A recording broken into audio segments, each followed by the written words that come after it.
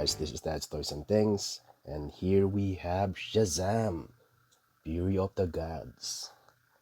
This is brought to us by McFarlane Toys from DC Multiverse, and we have the usual 22 point of articulation.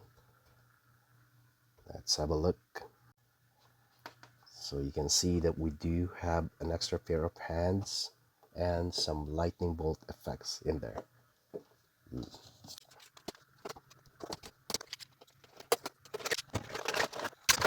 We have the usual card and the stand and some backdrop, which I never use.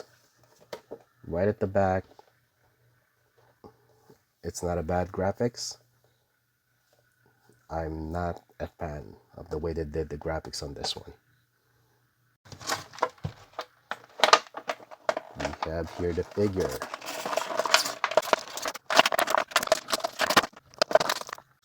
And they are out.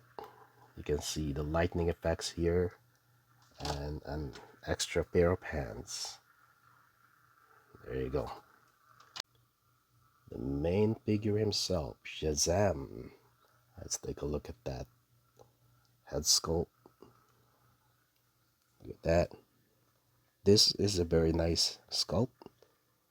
It looks very similar to the one in the movie. Look at that eye. Just look at that eye. The details that they put into that eye is really amazing. Even the earlobes and things like that. The chin. And just like any other McFarlane figure, you can do a 360 here. Look up, look down. And in my previous episode, I showed you how you can modify this so it can, extend how it's able to look up, which will give you a better pose when this thing is flying. Right now, if you do it like that, if it's flying, it's always looking down. So again, if you look at the figure, flight mode, this is how you do it, right? So it's looking down, and look at this modified. This is a modified figure. As you can see, now it's looking a little bit upwards. So you have a better pose, especially when this thing is flying. There you go.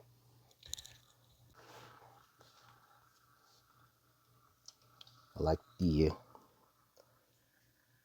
chest emblem in here. Really nice. And the red hue on this one is really nice. Looking at the elbow, here you got a double jointed. There you go. And then shoulders.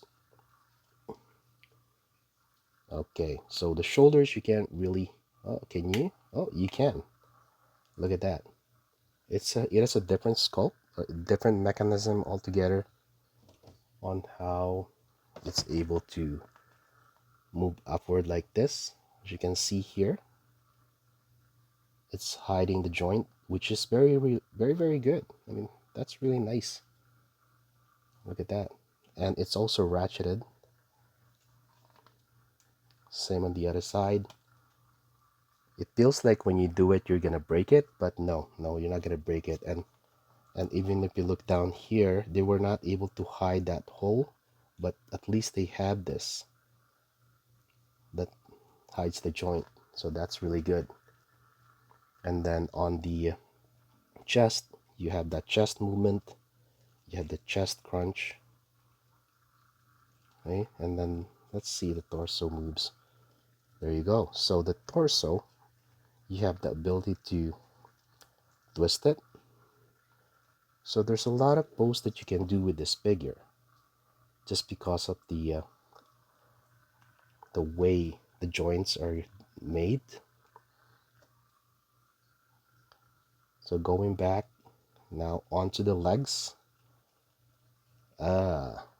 that's Yeah, so if I try to move it farther down here, you can now see that it's showing the joint. And can it do the bandam pose? Yeah, it can do the bandam pose. And yes, that's the very usual McFarlane design. I don't know why they haven't changed this, but you have to be careful because this thing easily breaks. Other than that, you have the knee, double jointed knee, and it's not bad at all. Look at that, it's really good. And you have the feet. There you go. You move up and down. It's also ratcheted, and you can move it left to right, 360 if you will. Let's look at the cape. It's rubberized plastic, but look at the back here. It's hard to focus, but if you see, there's also leaching on the collar here. Eventually, I think you'll get more. That's just the way it is because this thing is very white. It's gonna be easier to have dirts on it. And there you go.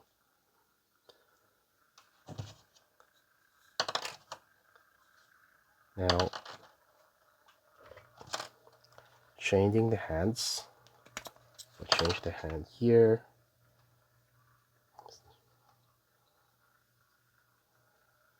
There you go.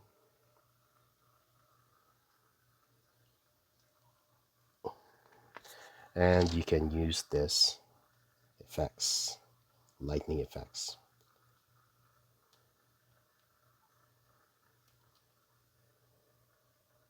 There you go. That is nice. I mean, I like it when they add these effects to these figures and not just give us the main figures, although it doesn't really stick well. Let's see this one. But it's a good thing. It's a good addition to any figure. There you go.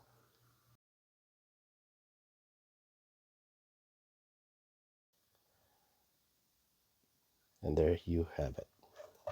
Yeah, it's not the best, but again, whenever you have something like this on every figure, it's really really nice. It's a nice to have. And then Soups is coming here to battle him. They battled a few times.